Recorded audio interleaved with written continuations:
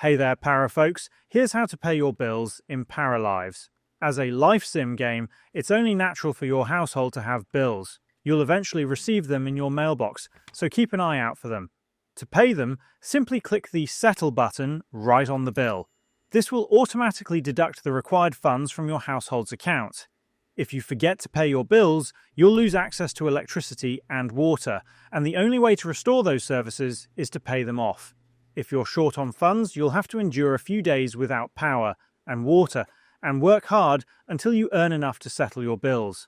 However, if you don't mind playing a bit dirty, or if you simply want a more relaxed game with less stress, you can use a cheat. Open the cheat console by pressing Ctrl F1 or Ctrl Shift C. Then, in the console's text box, type Clear Bills and press Enter. Your bills will disappear and your electricity and water supply will be restored. And that's all of it.